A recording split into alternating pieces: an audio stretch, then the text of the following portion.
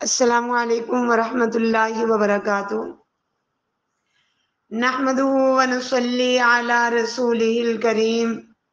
رب اشرح لی صدری ویسر لی امری واحلل عقدۃ من لسانی یفقهوا قولی۔ رب زدنی علما رب یسر ولا تعسر وتمم بالخیر وبک نستعین۔ رب ارحمهما کما ربیانی صغیرا۔ اللهم اغفر لنا ولأولادنا ولأساتذتنا۔ اعوذ باللہ من الشیطان الرجیم، بسم اللہ الرحمن الرحیم۔ الف لام میم۔ اللہ عالم بمرادہ، اللہ تعالیٰ ہی اس کے معنی کو جانتے ہیں۔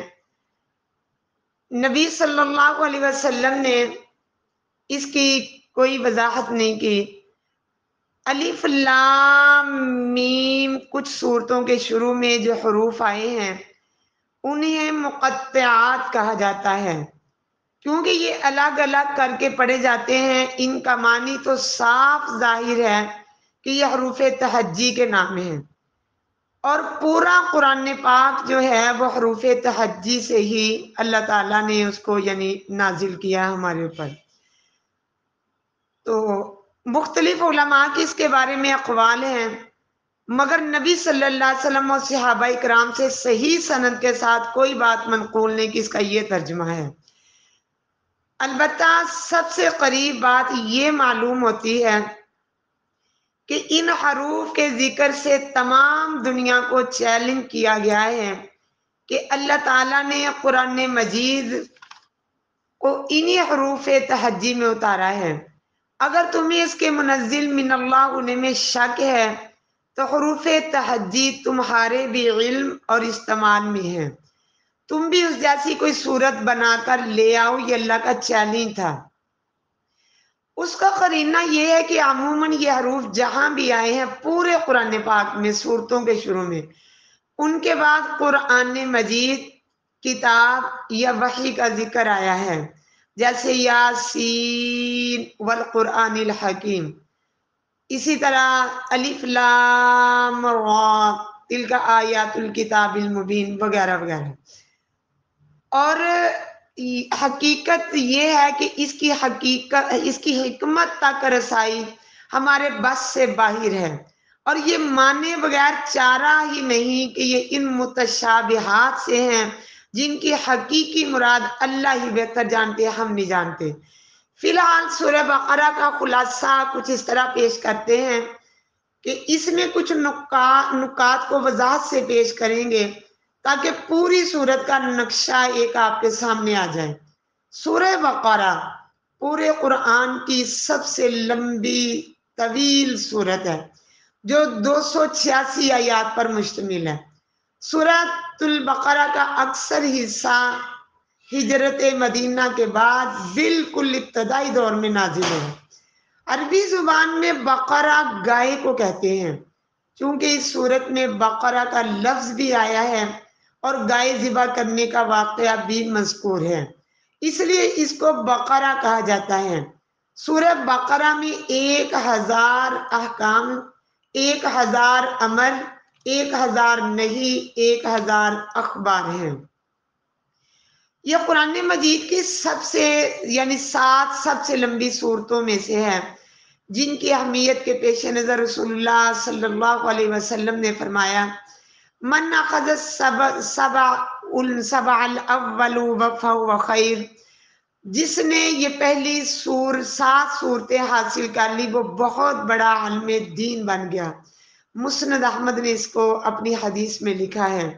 یہ صورت بہت سے مواعظ، احکام اور قصوں پر مشتمل ہے، جس طرح کہ اسی صورت بقرہ کے اندر رمضان مبارک کا تذکرہ ہے، دعا کا ہے، پھر عورت جس کا خامند فوت ہو جائے اس کی عدت کا تذکرہ ہے، طلاق یافتہ، طلاق کے مسائل، طلاق یافتہ عورت کی عدت کے مسائل، پھر صدقات کے مسائل، قرض کے لین دین کے مسائل، کافی اس کے اندر اللہ تعالیٰ نے احکام، مواعظ، قصوں پر اس صورت کو مشتمل کیا۔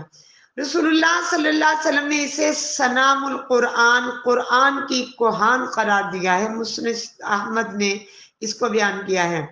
اور اسی کے ساتھ رسول اللہ صلی اللہ علیہ وسلم نے فرمایا اپنے گھروں کو مقبرے نہ بناؤ، قبرستان نہ بناؤ، یقیناً شیطان اس گھر میں داخل نہیں ہوتا جس میں سورہ بقرہ کی تلاوت ہوتی رہے۔ ترمذی شریف کی حدیث ہے۔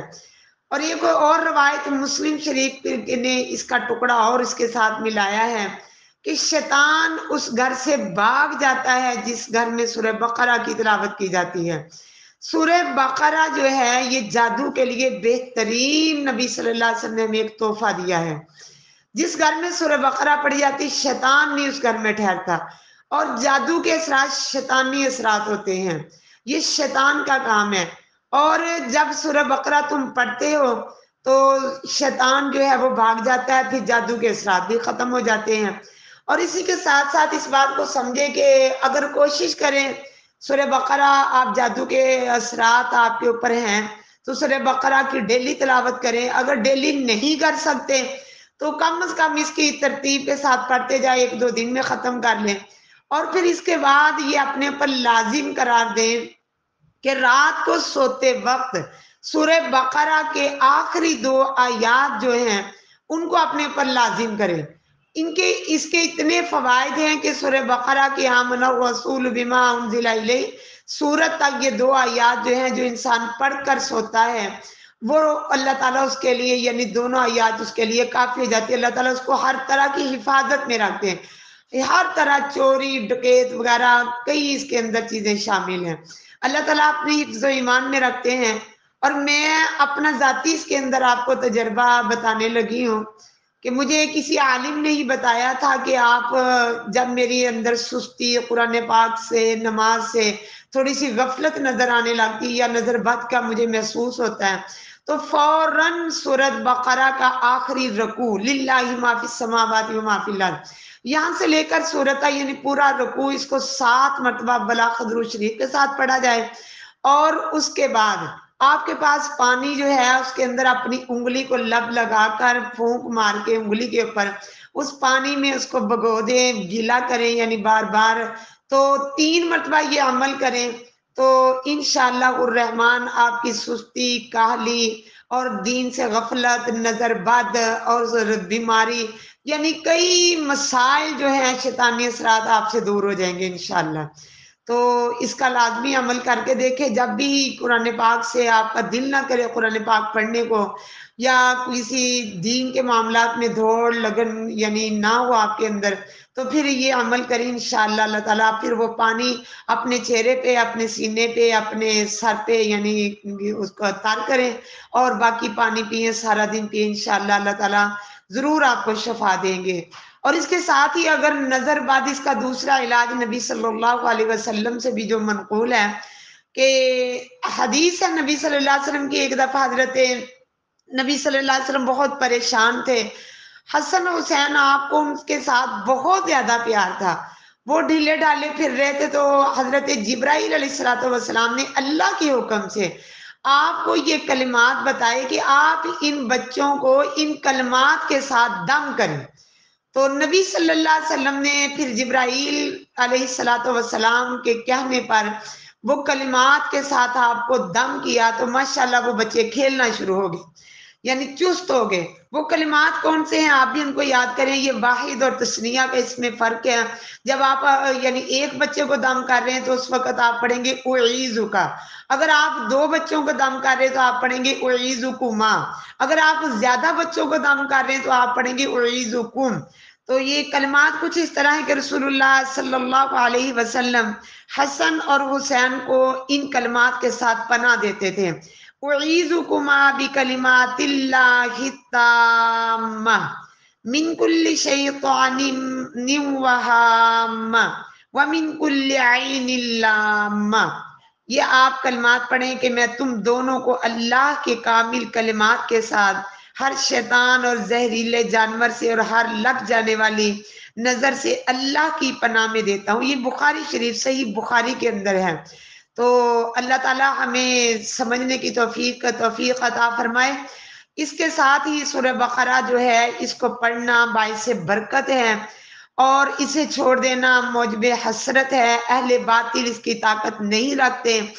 ابو امامہ باہلی بیان کرتے کہ رسول اللہ صلی اللہ علیہ وسلم نے فرمایا، دو نہایت روشن صورتیں بقرہ اور آل عمران پڑھا کرو، کیونکہ قیامت کے دن یہ اس طرح آئیں گی جیسے دو بادل یا دو صاحبان یا پرندوں کے دو جھنڈ ہوں، یہ اپنے ساتھیوں کی طرف سے جھگڑیں گی، تو سورہ بقرہ پڑھا کرو۔ امی عائشہ رضی اللہ تعالیٰ عنہ فرماتی ہیں کہ سورہ بقرہ اور سورہ نساء اس زمانے میں اتری جب میں رسول اللہ صلی اللہ علیہ وسلم کے پاس تھی، یہ بخاری شریف کی حدیث ہے۔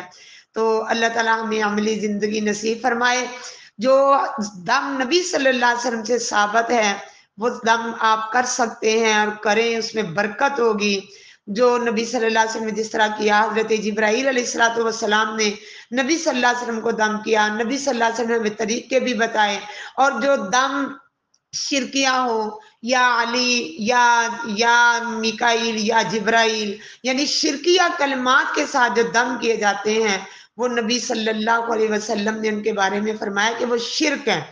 تو ہمیں ان سے بچنا چاہیے اور ہمیں اس قرآن سے شفا حاصل کرنی چاہیے، اور اس قرآن سے شفا بھی ہم حاصل کر سکتے ہیں پڑھنے کے لحاظ سے۔ اور اللہ تعالیٰ نے اس کو ہمارے لیے شفا بنایا ہے، باعث برکت بنایا ہے، نہ کہ اس کی آیات کو لکھ لکھ کر ہم گول گول کر پئیں اور ہم اس کا استعمال دوسرے طریقے سے کریں۔ میں ایک عالم کا درس سن رہی تھی، وہ کہہ رہے تھے کہ اس کو اگر آپ شرکیہ یعنی ایک تعویذ لکھتے ہیں تو شرکیہ الفاظ کے ساتھ، تو وہ شرک ہے، یعنی ایسے جس کے اندر دوسروں کو اللہ کی ذات کے ساتھ ملایا جائے۔ تو جو صفات اللہ میں ہیں وہ دوسروں کے اندر پیدا کی جائیں، تو وہ کلمات کے ساتھ اگر آپ تحریر کرتے ہیں ایک تعویذ، تو وہ شرک ہے۔ اور اگر قرآنی آیات کے ساتھ اگر آپ لکھتے ہیں تو اس کے ساتھ باعث برکت اس کو سمجھتے یا شفا حاصل کرتے، یہ حرام ہے، شرعاً حرام ہے۔ انہوں نے بڑی وضاحت کے ساتھ کہا کہ نبی صلی اللہ علیہ وسلم کی پوری نبوی زندگی کے اندر ہمیں کوئی اس طرح کا عمل نہیں ملا کہ آپ نے ایک مرتبہ بھی اپنے صحابہ کو یا کسی عورت کو یا کسی مرد کو یہ قرآنی آیات جو ہیں لکھ کر گھول گھول کر پلائی ہوں یا گلے میں لٹکائی ہوں۔ تو اس کے ساتھ پھر خلفائے راشدین سے بھی یہ عمل نہیں ملتا، تو لہٰذا اس کام سے بچنا چاہیے جو کام نبی صلی اللہ علیہ وسلم نے نہیں کیا، نہ کرنے کو کہا۔ تو یہ قرآن پڑھو، اس پہ عمل کرو، یہ باعث برکت ہے، یہ باعث شفا ہے۔ تو پھر تھوڑی سی مثال دے دیتی ہوں کہ ایک مثال ہے، قرآن پاک میں شہد کو شفا کہا گیا۔ اگر آپ کہتے ہیں کہ چلو یہ بچہ شہد نہیں پیتا، تو میں پھر کیا آپ اس طرح کرتے کہ شہد کی بوتل اس کے گلے میں لٹکا دیتے کہ یہ شفا ہے؟ نہیں، بلکہ وہی عمل جو آپ طریقہ صحیح ہو اس کو اختیار کرتے ہیں۔ تو سادی سی مثال ہے کہ ایک ہمارا 1000 کا نوٹ ہے، اس کے اوپر اگر قائد اعظم کی تصویر نہ ہو تو وہ نوٹ نہیں چلتا۔ تو اسی طرح جس دم پہ، جس طریقے پہ، جس کام پہ، جس حدیث پہ، جس عمل پہ نبی صلی اللہ علیہ وسلم کی مہر نہ ہو، آپ کا طریقہ نہ ہو، آپ نے حکم نہ کیا ہو، وہ کام، وہ بات، وہ قانون، وہ شریعت کبھی بھی نہیں چل سکتی۔ تو اللہ تعالیٰ ہمیں صراط مستقیم پہ چلائے، اللہ تعالیٰ ہمیں نبی صلی اللہ علیہ وسلم کی جو زندگی ہے آپ کا یعنی عملی نمونہ تھا، اللہ تعالیٰ ہمیں اس پر چلائے۔ آمین ثم آمین۔ اللہ تعالیٰ ہم سب کا خاتمہ بالخیر فرمائے۔ السلام علیکم ورحمۃ اللہ وبرکاتہ۔